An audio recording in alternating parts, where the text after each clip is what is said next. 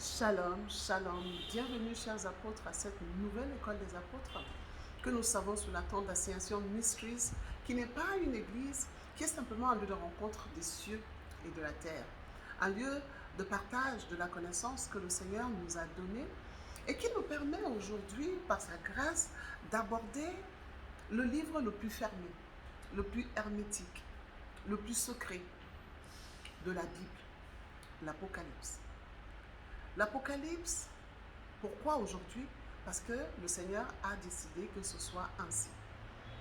Parce que c'est depuis 2017 qu'il nous abreuve de ces révélations, afin que nous comprenions véritablement ce qu'il attend de nous, ce qu'il veut nous dire, afin que le chrétien comprenne ce qu'il doit faire véritablement. Donc l'Apocalypse, avant d'y aller comme nous savons déjà, nous allons rentrer dans la présence de notre hôte, le Dieu 3 fois saint, le Créateur des cieux et de la terre.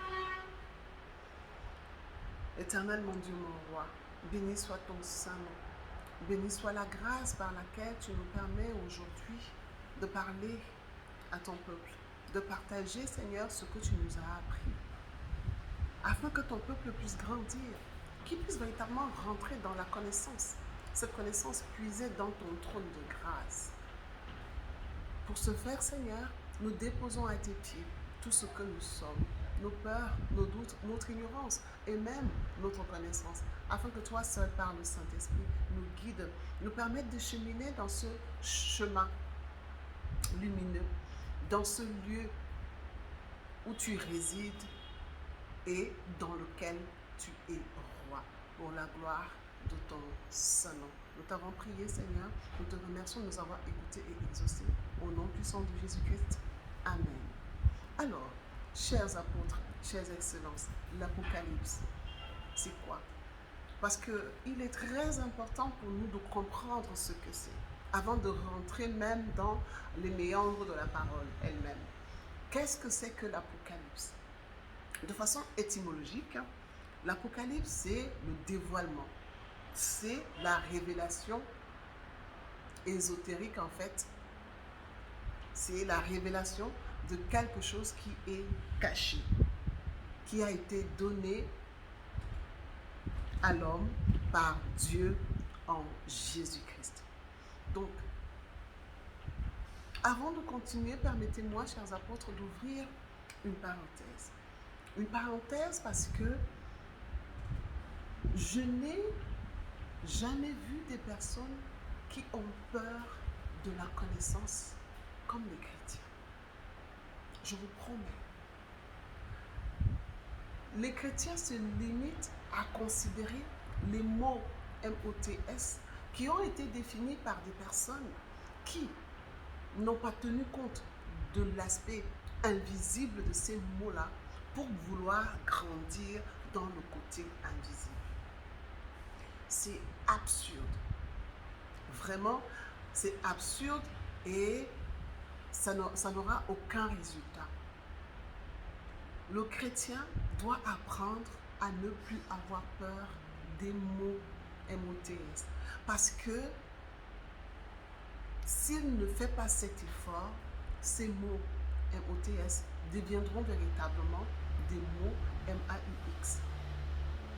La vérité se cache dans le mot.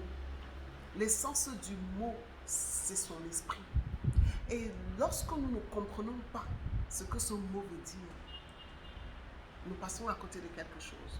Lorsque nous fuyons même ce que ce mot veut nous dire, nous passons à côté de quelque chose. Donc il est important pour le chrétien de ne plus fuir au premier mot qu'il ne comprend pas.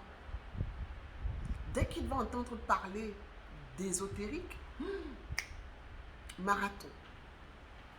Dès qu'il va entendre parler de mystère, mystique, mystérieux, il est parti. Alors qu'il oublie quelque chose. Jésus-Christ a fait de lui un perpétuel apprenant des choses cachées. Et qui dit des choses caché dit ésotérisme, mystère, mystique. Donc, si le chrétien ne rentre pas véritablement dans la connaissance, dans l'appropriation des mots que Christ lui a donnés, afin qu'il soit véritablement ce disciple-là, il n'y parviendra jamais. Chers chrétiens, arrêtez d'avoir peur des mots.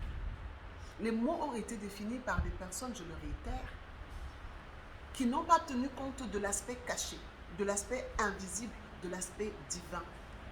Ces personnes n'ont pas tenu compte de ce que Dieu disait dans ces mots. Ils ont défini les mots par leur intelligence de façon cognitive en écartant ce que Dieu dit. Et lorsque Dieu vient vous dire sa traduction dans ces mots-là, c'est là où vous fuyez, c'est là où vous tournez le dos, c'est là où vous bouchez vos oreilles. Et ça ne vous permettra pas d'avancer. Je disais que Jésus-Christ a fait de nous des sorciers. Oui, nous devons être des sorciers en Jésus-Christ. Pourquoi? L'initiation dans le fait de boire de son sang, de manger de son corps. Peut-être qu'on ne comprend pas la portée symbolique de cet acte, mais cet acte est l'acte le plus fort dans la relation de l'homme avec Dieu par Jésus-Christ. Boire du sang de Christ, manger de son corps, il n'y a rien de plus sectaire, il n'y a rien de plus sorcier, il n'y a rien de plus mystique, il n'y a rien de plus ésotérique dans cela. Tout cela est vraiment puissant, fort. Et c'est là où réside la puissance du chrétien. Alors, si le chrétien ne veut pas entrer dans l'ésotérique, dans le mystique, dans la secte de Jésus-Christ, c'est problématique.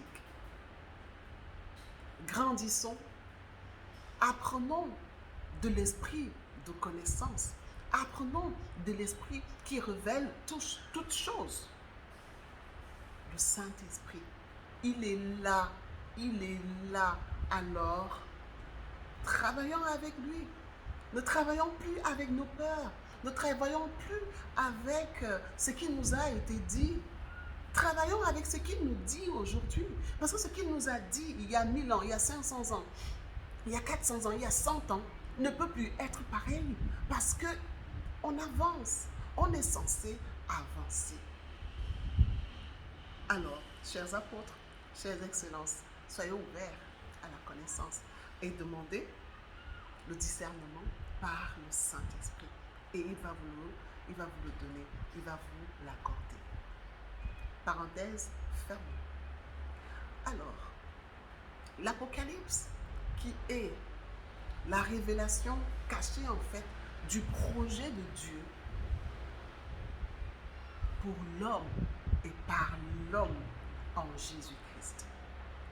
L'Apocalypse est un vaste projet que Dieu a écrit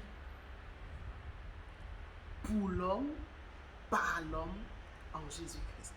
Et donc, si l'homme ne comprend pas que c'est, même si c'est pour lui, c'est aussi par lui.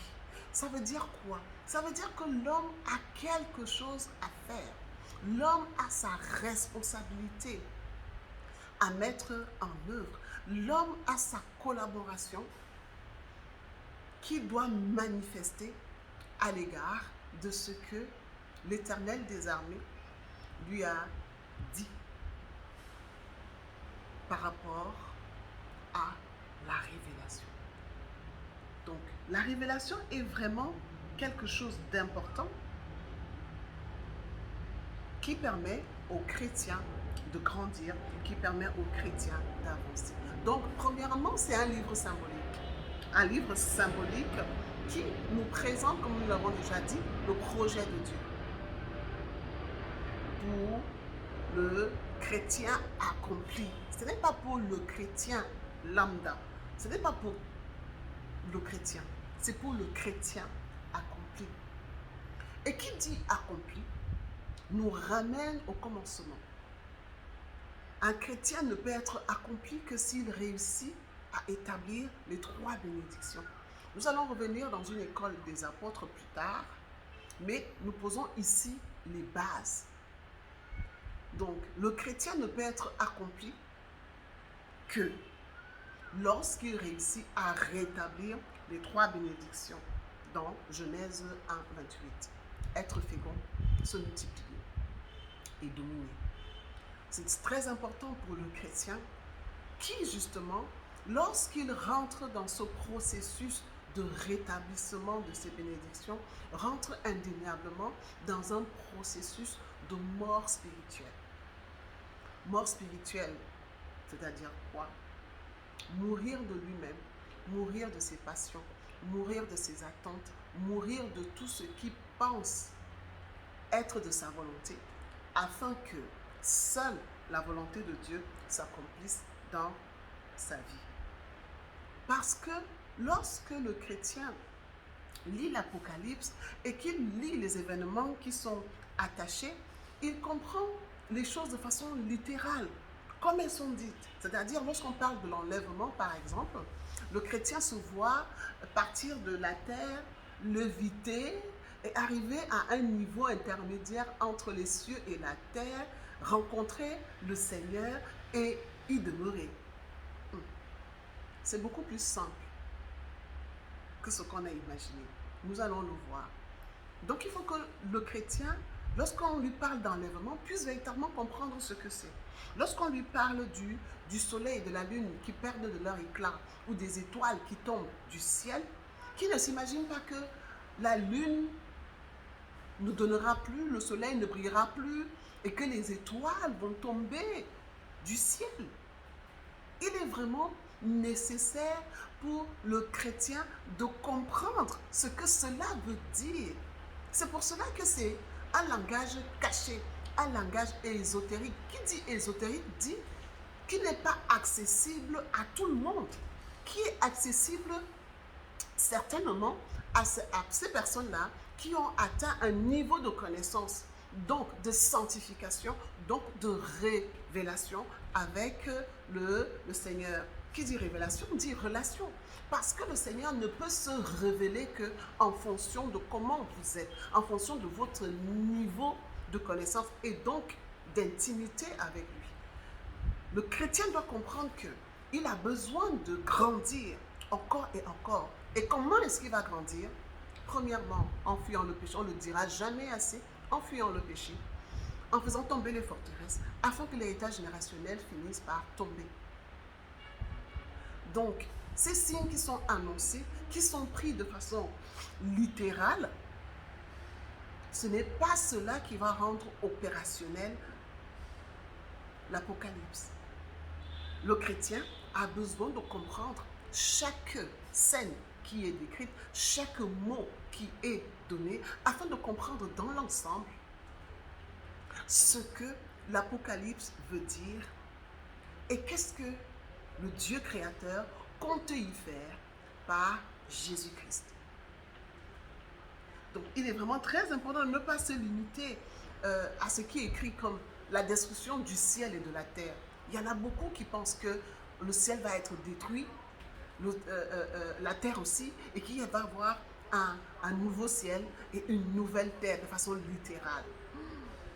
C'est beaucoup plus simple. Nous allons rentrer dans la compréhension de tout ce qui est décrit dans l'Apocalypse, la plupart, pas tout, la plupart, afin que le chrétien ait une connaissance globale, une connaissance généralisée, une connaissance synoptique de ce qui est fait, de ce qui est dit, afin de savoir exactement sa part. Donc, comprendre cela nous permet d'avancer et de savoir que par l'Apocalypse, l'homme doit comprendre véritablement qu'il n'est qu'un passant. Il est un étranger sur terre. Il est un exilé. Un exilé sur terre. Pourquoi? Parce qu'il est pour vivre véritablement la réconciliation qui lui a été apportée par la mort de Jésus-Christ sur la croix. Et en tant que tel, il doit manifester la volonté de Dieu. C'est pour ça qu'on a parlé plutôt de mourir spirituellement. Il doit mourir de lui-même. Il doit mourir de ses attentes. Il doit mourir de ce qu'il voudrait. Il ne doit plus avoir un sentiment d'insatisfaction lorsqu'on est chrétien. Et ça, c'est le processus de transformation qui nous y emmène. L'Apocalypse. L'Apocalypse dont on va nous demander, dans ce sens-là, de nous dépouiller de plus en plus, de véritablement accepter les chemins par lesquels l'Éternel des armées nous fait passer. Parce que si nous ne rentrons pas dans l'acceptation pleine des voies du Seigneur, il nous sera difficile de rétablir les 3 bénédictions. Donc, chers apôtres, nous le comprenons, l'Apocalypse est donc cette révélation que Dieu donne à l'homme sur son avenir.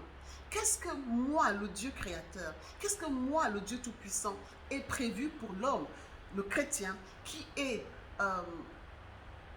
opprimé, qui est persécuté, qui doit arriver à un niveau où effectivement il ne sera plus opprimé, il ne sera plus persécuté, mais c'est lui qui jugera les nations.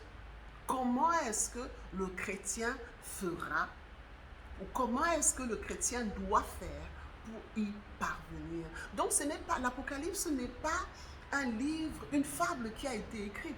C'est véritablement le projet de Dieu pour le chrétien mature.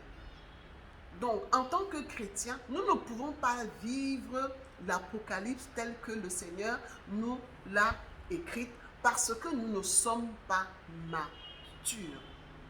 Nous avons besoin d'être matures pour qu'effectivement, ce qu'il a annoncé s'accomplisse. Donc, l'Apocalypse devient donc, c'est un changement, un temps de changement. Le monde qui est sous la domination de la chair, du mal, de l'ignorance, devient un monde dans la souveraineté du Dieu créateur, dans la souveraineté de la connaissance, dans la souveraineté de l'obéissance et de la soumission au Seigneur par le Saint-Esprit. Je voudrais, par la grâce du Seigneur, m'arrêter ici. Parce que le chrétien a pris l'habitude, lorsqu'il parle de l'ennemi, de le voir dans le S ou le D. Et par conséquent, il le voit en dehors de lui-même. Et cette façon de le considérer ne l'aide pas. Le chrétien doit rentrer dans la considération de l'ennemi comme étant en lui. Parce que lorsque nous parlons de l'ennemi, nous parlons du corps. Nous parlons de la chair. Et l'homme est fait de corps, l'homme est fait de chair.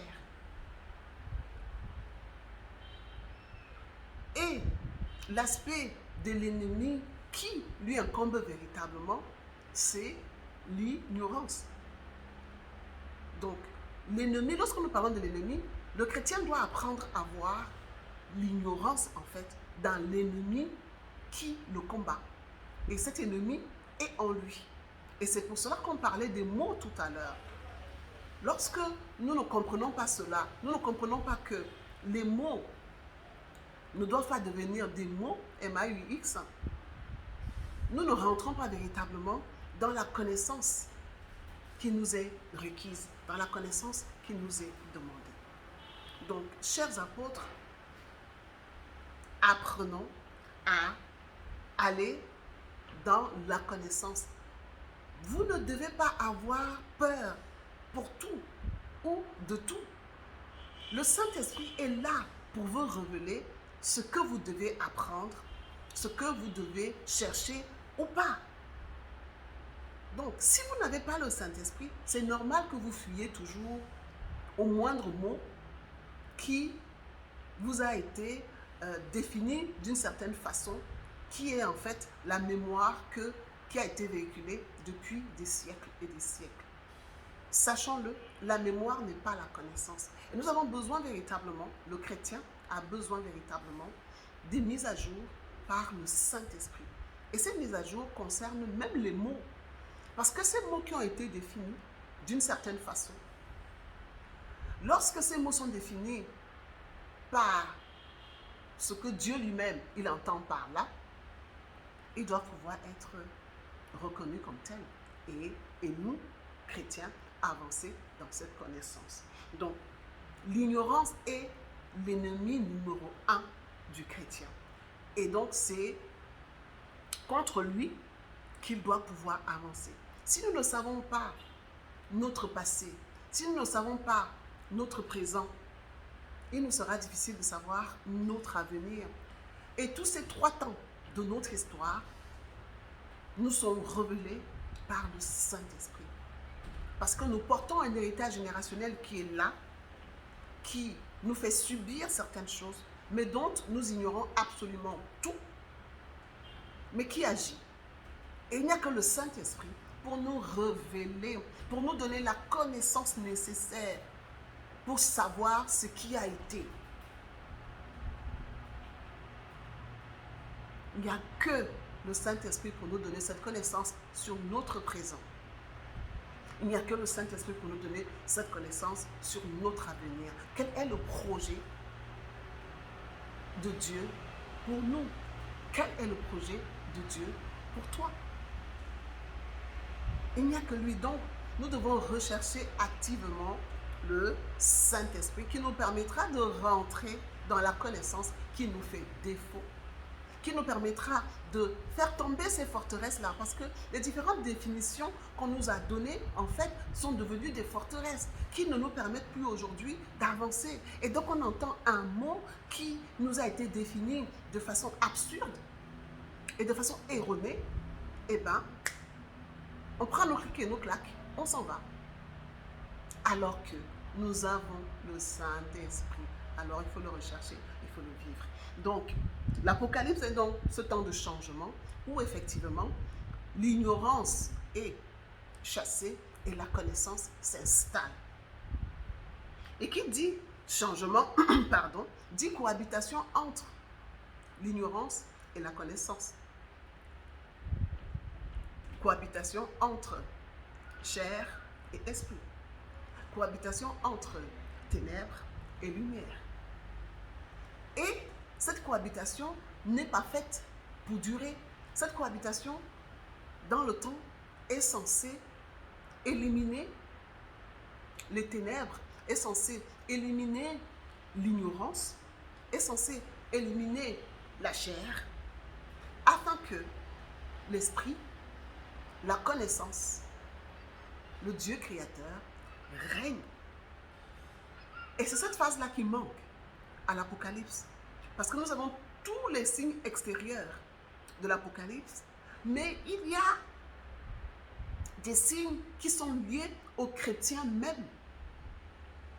Et que si le chrétien ne remplit pas ce qui lui est demandé, les signes extérieurs seront de plus en plus pressants, seront de plus en plus mauvais. Même les aveugles voient ces signes-là aujourd'hui, parce que chaque fois que le Seigneur a essayé de changer la donne,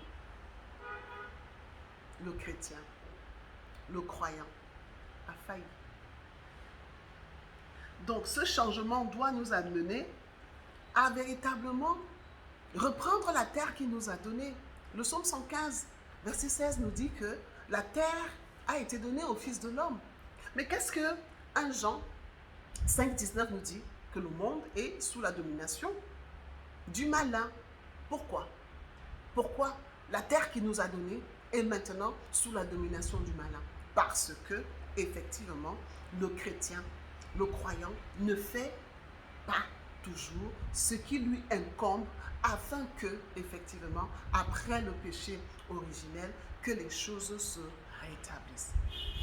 Le chrétien a besoin de rétablir ce qui lui a été enlevé. Et cette grâce-là lui a été accordée par Jésus-Christ sur le mont Calvaire. Lui qui a eu la domination sur la mort, nous donne cette domination-là. Et donc nous avons besoin de vivre cette domination-là en mourant spirituellement afin que seule la volonté du Père s'accomplisse dans notre vie. Nous comprenons donc que l'Apocalypse n'est pas la fin du monde. Loin de là, l'Apocalypse n'est pas la fin du monde. Ce n'est pas ce monde anéanti que nous attendons de voir. Non, du tout. Du tout. Ce n'est pas cette catastrophe naturelle qu'on attend qui est effroyable et effrayante. Du tout. Ce n'est pas cela l'Apocalypse. L'Apocalypse est la fin d'un monde. La fin d'un monde. La fin d'un monde pour l'émergence d'un autre monde. La fin du monde de mal, des ténèbres, de l'ignorance, pour le monde du bien, de la lumière, de la connaissance. Donc, chers apôtres, à partir d'aujourd'hui, nous devons savoir ce qu'est notre responsabilité dans l'Apocalypse. Parce que cet Apocalypse commence d'abord individuellement avant d'être collective. Si chaque chrétien ne devient pas déjà le temple du Seigneur en rétablissant les 3 bénédictions, l'Apocalypse qui doit être collective ne se fera jamais. Il faut qu'on soit d'accord. Il faut que vous l'acceptiez.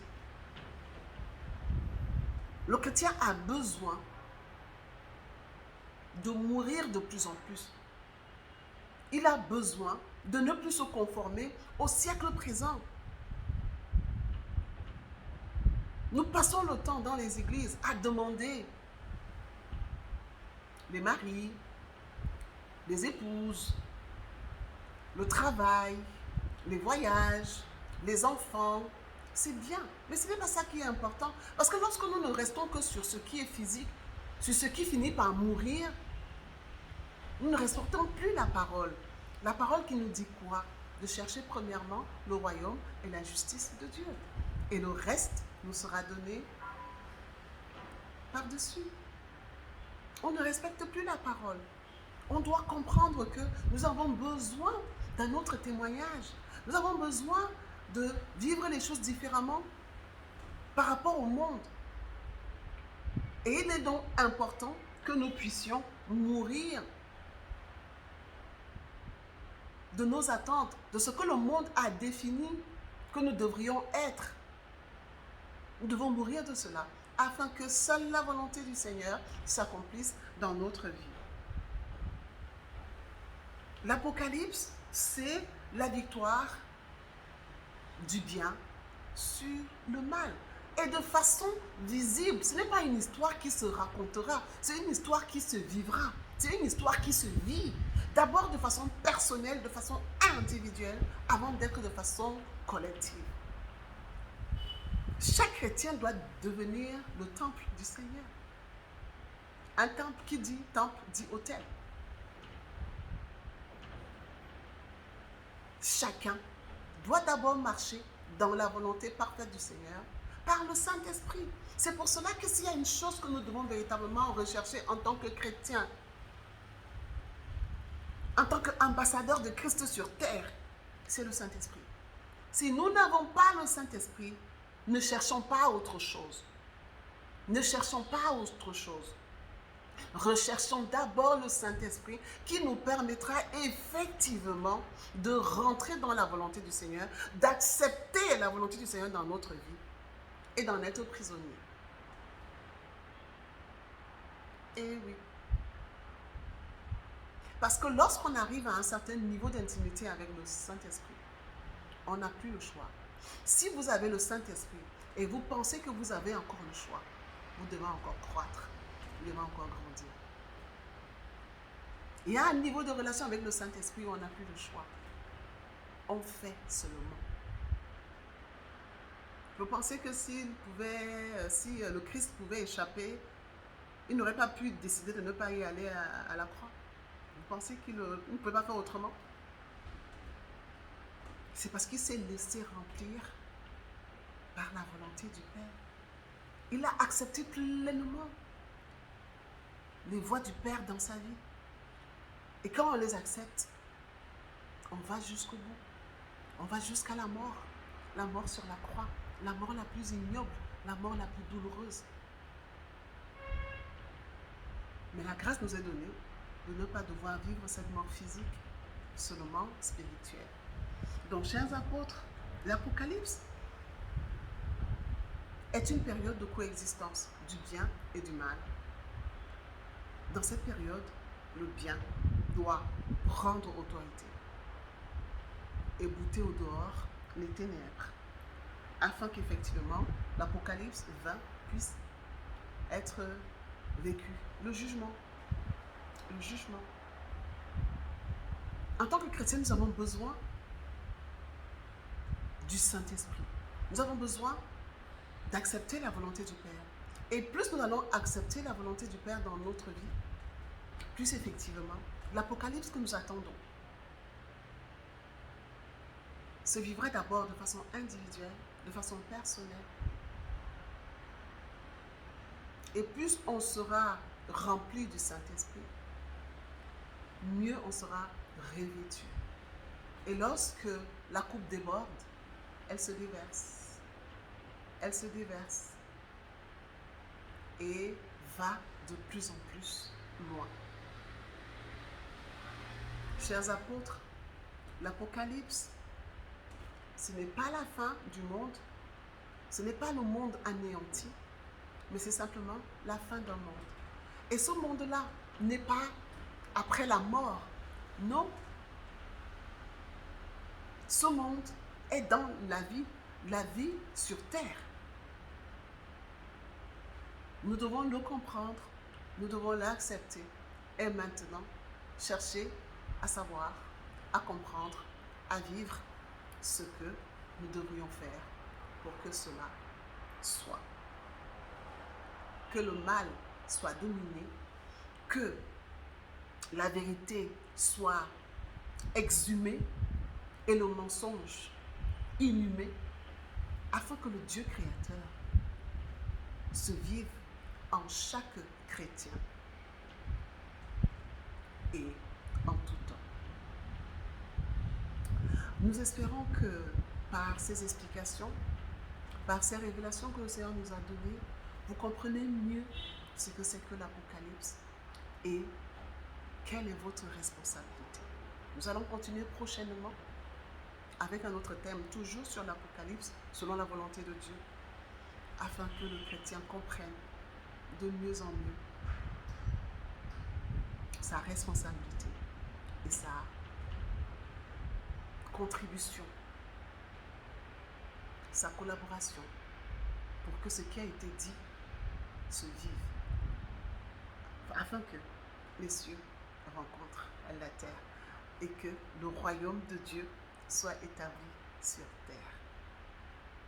Apôtre Néma, selon Dieu et non les hommes. Shalom, shalom, shalom.